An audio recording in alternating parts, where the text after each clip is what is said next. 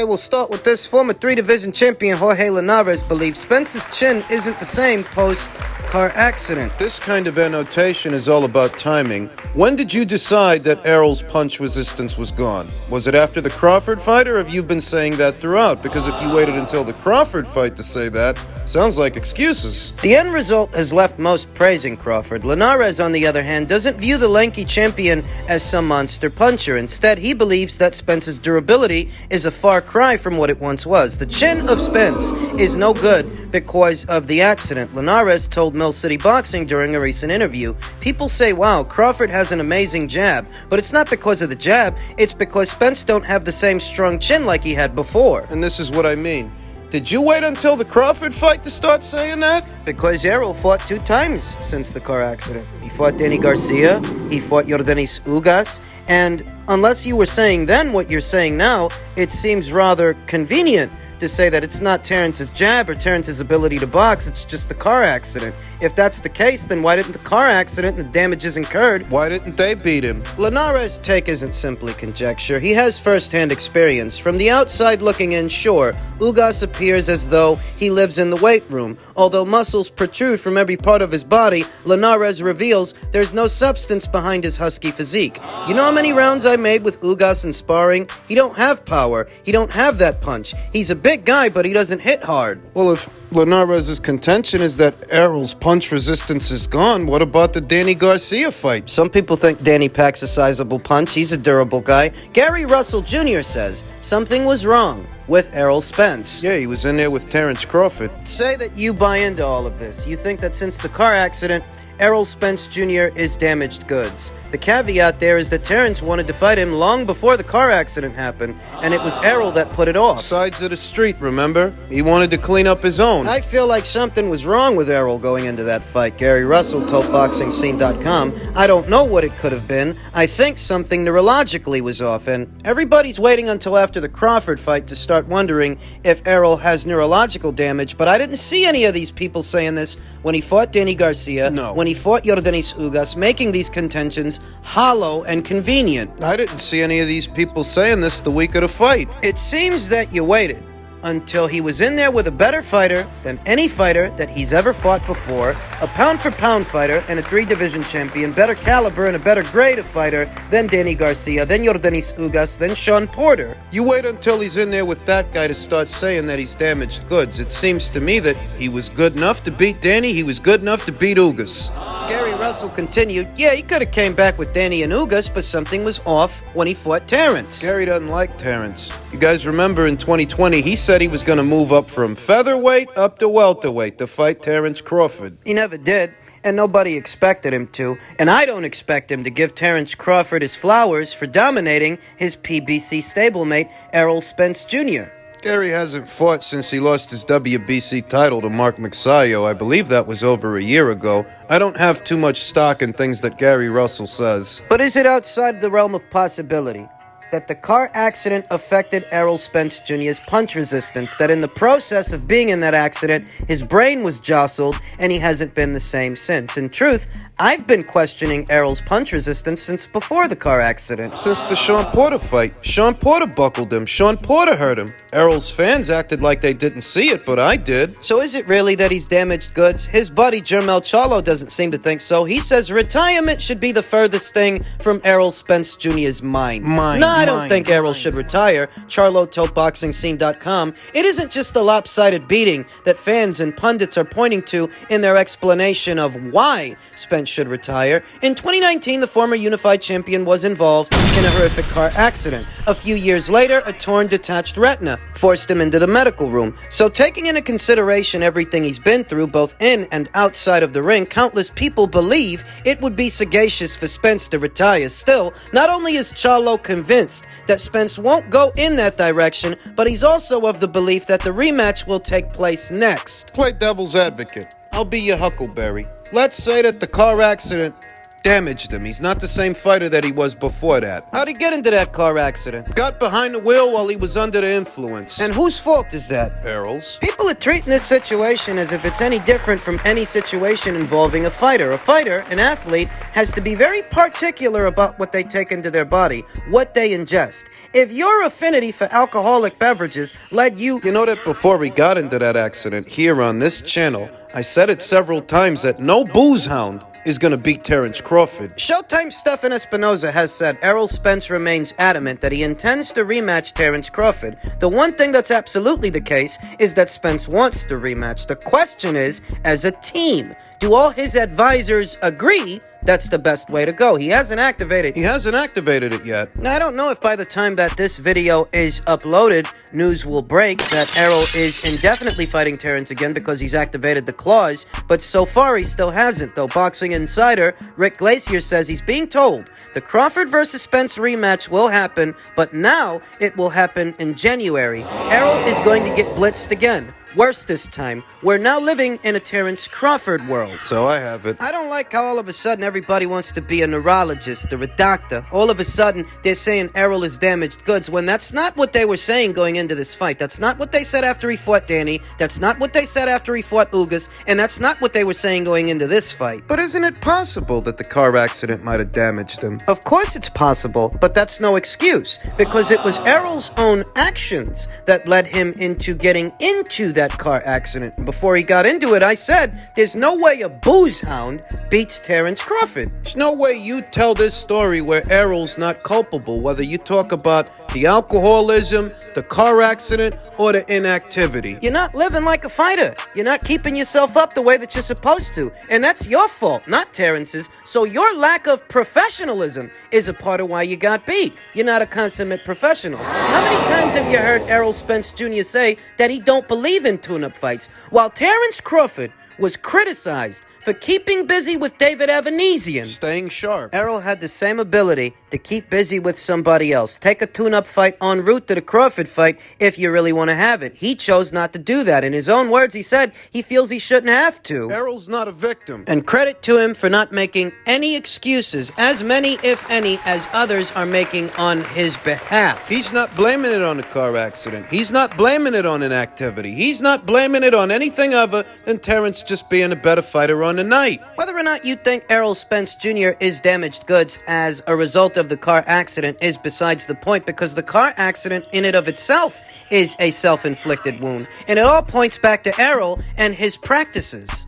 You know, I think all these excuses that people are making are a big part of the reason that Terence Crawford wants to grab the bull by the horns and pursue the winner of Canelo versus Charlo. At 168, no catch weight. He's not expecting the winner to come down and meet him in the middle. He's willing to move up because a victory over the winner of that fight, you can't make any of those excuses about weight, about car accidents, about neurological damage. Terence Crawford, he is several years older than Canelo, so time really isn't on his side. But I'd wager that Terence has less wear and tear than Canelo. Canelo's got over 60 fights. Been a professional boxer since he was 15 years old.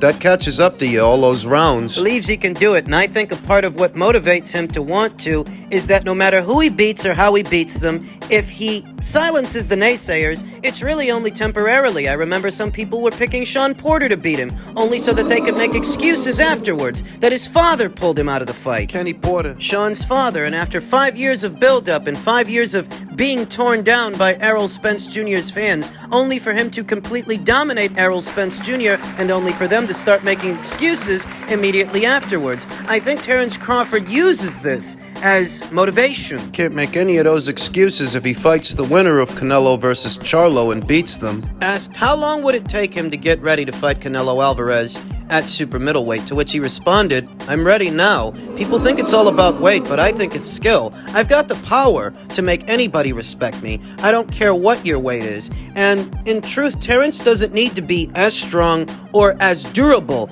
as Canelo Alvarez. He just needs to be strong enough and durable enough, quick enough. Stylistically, he has the advantage. Terence toggles between being a pure boxer and a boxer puncher, whereas Canelo toggles between being a boxer puncher and a pressure fighter, the elite guys, the really good ones, they usually toggle between two base styles. Some do it in fight, mid-fight, like Terrence. I want to say that Canelo Alvarez's adjustments are made fight by fight, whereas Terrence's adjustments are made fight by fight, and in some instances, mid-fight, in-fight. Because Canelo's not the most physically imposing super middleweight, he's not a tall guy, not a long guy. When a fighter moves up in weight, they start fighting guys that are bigger than they are, taller than they are, longer than they are. That's a part of the obstacle, a part of the peril that's associated with moving up in weight. But in this situation, it's unique because Canelo's not a tall guy. He's not a long guy. I think he's more durable than Terrence Crawford, and I think he's stronger. But not faster. I don't think he has faster hands than Terrence, and I don't think he has faster feet than Terrence. Terrence fights on the balls of his feet, whereas Canelo stands on them. Drawing power from the ground up, sitting on his punches, throwing very hard single shots, hard counters. They're both talented counter punchers. Terrence usually counters on the fly, whereas Canelo counters whilst closing the distance, baiting his opponents to throw so he can counter what they throw. But they both are talented counter punchers. I think the best base style to use against Canelo Alvarez would be that of the pure boxer, not dissimilar from what we saw in the Dimitri Bivol fight. You want to use your height, what height you have, your length, what length you have, straight punches from the outside, sticking and moving, not allowing Canelo to set his feet. Situation like that, Canelo's prone to behaving like the pressure fighter, the guy closing the distance, slipping punches on the way in to get off shots of his own. Terrence can move lateral, counter the counters. I think Terrence would have the speed advantage in that fight because even though he's older, he is the naturally smaller fighter, and in my opinion, more well-preserved. Nobody saw Terrence Crawford's last fight at a fight before that and told themselves, this guy's on the slide. There is slippage. But they were saying that about Canelo. They have been saying that his last 2, maybe 3 fights. Doesn't make it true. That's just acknowledging that there are people out there who think Canelo's on the back nine. Personally, I think Canelo's going to beat Jermel Charlo. I think he might stop him. If he does... Canelo ain't the kind of guy you fight off of a hand injury and over a year of inactivity. And that's the situation for Jermel. That wouldn't be the situation for Terrence Crawford. I don't know exactly what Terrence Crawford means to do with the remainder of this year because he's got to wait for Errol Spence Jr. to make his mind. Is he going to exercise that rematch clause or not? If he doesn't, maybe Crawford can pursue the winner of this fight. Though if Canelo wins, the way I think he's going to, will he be receptive to fighting Terrence Crawford? He said it himself. Nobody's going to give him credit for fighting a welterweight. Even a very talented, accomplished one like Terrence Crawford. I think there is a mutual respect between the two. I think that's there. And the fight commercially could be a big success. I mean, Terrence and Errol sold about 600, close to 700,000 pay-per-view buys. I think Canelo versus Charlo might do in the neighborhood of 7 to 8, maybe even 1 million. What could Canelo do with Terrence Crawford? There's a lot of intrigue in that fight because the question associated with it is, while Terrence might have a stylistic advantage, is that enough to overcome his physical disadvantage? He's not a super middleweight. In that situation, he wouldn't be acclimated to the weight. It's intriguing enough, I think, that it could do well over 1 million pay-per-view buys. I think it could. No guarantees, no telling if it happens, though. As it pertains to Canelo and his upcoming fight with Jermel Charlo, Charlo is bigger than me. Everybody's bigger than me.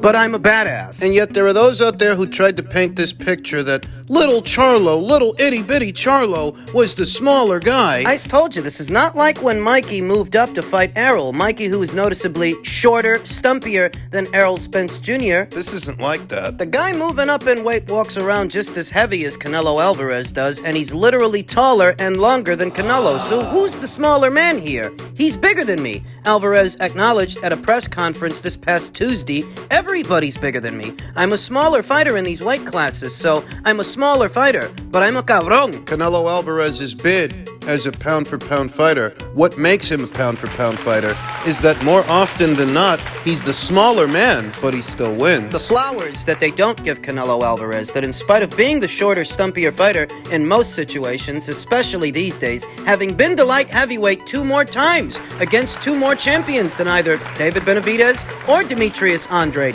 have ever fought, have ever been. He's smaller than them and they haven't been up there yet. What makes a pound-for-pound fighter, in essence, is their ability to overcome disadvantages, physical disadvantages, with stylistic advantages. Skill. Because that's what it's about. Not size, and Jermel has noticeable size on Canelo Alvarez, but he's supposed to be the fighter moving up. What does that mean? What that really means is that this is a guy who cuts a lot of weight, has been cutting a lot of weight to make junior middleweight. That doesn't actually make him smaller than Canelo. Where the fuck is he smaller than Canelo? I ain't worried about it, Charlo said. Like, we've both got to weigh in at 168, so it is what it is. He's got to be 168. He ain't 168 today. I ain't 168 today. So I like all of that talk because that confuses the world. Just like, they gotta follow what they follow. And that's what helps keep you guys going, because y'all create your own narrative. Derek James, Charlo's trainer, previously stated that he would like for Charlo to weigh in at 164. It's not a bad idea. For this 168-pound title fight, Charlo clarified Tuesday that he won't do that. I'm gonna come in at 168, Charlo said. I'm gonna feel good. I know I'm gonna feel good. I know I'm gonna have fluid in my brain, and I'll be able to, no, not fluid in a bad way, fluid not dehydrated. Fluid on the brain is a bad thing. The idea behind coming in at 164 as opposed to 168 is to sharpen the fighter up a bit, because he's carrying more weight than he normally carries into a fight. And that much weight, you haven't carried it before, it can slow you down. Tack on the inactivity. Fighter sharpness and reflexes are all affected by the amount of time he has spent away from the ring. In truth, it's an intriguing fight, but it's not a fight I think Jermel Charlo wins. Those are noticeable intangibles that can play a factor. Less focus on making weight and more focus on strategy. He's going to move lateral, stay behind straight punches, and try to keep Canelo Alvarez out. But that's physically taxing in and of itself. Should he get in, he'll try to set him up for some counter shots, but moving around that much, it is draining. No such thing as a free lunch. Said it before and I'll say it again. That kind of strategy requires good timing and snap on your punches, speed. You might have some at the start, but around the middle, might start to fade. Because he will be working under pressure, carrying more weight than he normally carries. Having fought in a very long time, he hasn't fought. That might affect him. And he's in there with a better caliber of fighter, a better grade of fighter, champion, than anybody he's ever fought so far. Believe you me, this is not Brian Castano, this is not Jason Rosario, and this is not Tony Harrison. This is Canelo. Though it is intriguing, and I'm looking forward to it. Because maybe Canelo fights David Benavidez after that, or maybe he decides he wants to take on Terrence Crawford. Why not? You want to come here and bang with the big boys? Let's see what you got. Very interesting propositions await Canelo Alvarez beyond this upcoming Charlo fight.